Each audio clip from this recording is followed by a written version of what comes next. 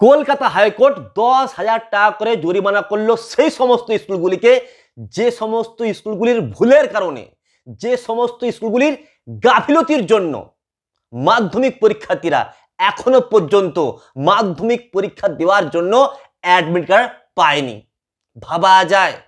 ভাবা যায় একদিকে মাধ্যমিক পরীক্ষার্থীদের রয়েছে পড়াশোনার টেনশন, অন্যদিকে অ্যাডমিট কার্ড হাতে না পাওয়ার টেনশন। কতটা যন্ত্রণাদায়ক পরিস্থিতির মধ্যে রয়েছে এই মাধ্যমিক পরীক্ষার্থীরা ভাবুন তো একবার। সত্যি এই স্কুলগুলি কি করছে যে মাধ্যমিক পরীক্ষার্থী, কচি কাঁচা কম বয়সী সমস্ত ছেলে মেয়ে যাদের কাছে এই মাধ্যমিক পরীক্ষাটা তাদের জীবনের সব থেকে বড় পরীক্ষা, আর এক্ষেত্রেও স্কুলগুলি সঠিক পদক্ষেপ নিচ্ছে না।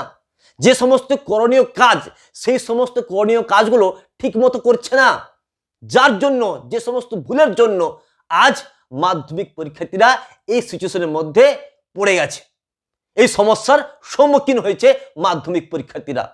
এবং কলকাতা হাইকোর্টকে ধন্যবাদ জানায় যে এই সমস্ত স্কুলগুলির উপর একটা জরিমানা করেছে, 10,000 টাকা করে জরিমানা দিতে বলেছে এই সমস্ত স্কুলগুলিকে। ধন্যবাদ জানাই কলকাতা হাইকোর্টকে। সঠিক সিদ্ধান্ত এটা। অবশ্যই এই স্কুলগুলির বিরুদ্ধে কড়া পদক্ষেপ নেওয়া উচিত ছিল, যেটা নিয়েছে কলকাতা হাইকোর্ট। যে আপনারা কি করছেন, মাধ্যমিক পরীক্ষার্থীরা পরীক্ষা দিতে পারছে না, তারা অ্যাডমিট কার্ড হাতে পাচ্ছে না, কি করছেন আপনারা স্কুলে, কি করছেন? ভাবা যায়, ভাবতেই পারছি না আমি।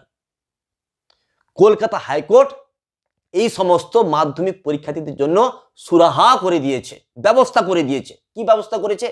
যে আজ সন্ধ্যা 6টা থেকে আগামীকাল দুপুর 2টা পর্যন্ত মধ্যশিক্ষা পর্ষদের ওয়েবসাইট খোলা হবে। সেখানে গিয়ে স্কুল কর্তৃপক্ষ এনরোলমেন্ট করতে পারবে।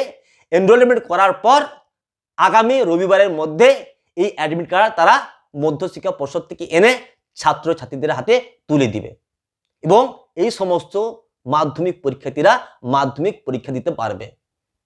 দুঃখের বিষয়, যন্ত্রণাদায়ক ঘটনা। ছোট ছোট কচি কাঁচা ছেলে মেয়েরা যারা জীবনের সব থেকে বড় পরীক্ষা দিতে যাচ্ছে, তাদের মাথার উপর এত বড় একটা চাপ, তাদের মাথার উপর এত বড় একটা বোঝা।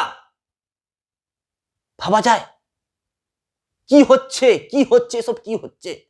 কলকাতা হাইকোর্টকে অবশ্যই ধন্যবাদ জানাবো এই ধরনের একটা কড়া সিদ্ধান্তের জন্য।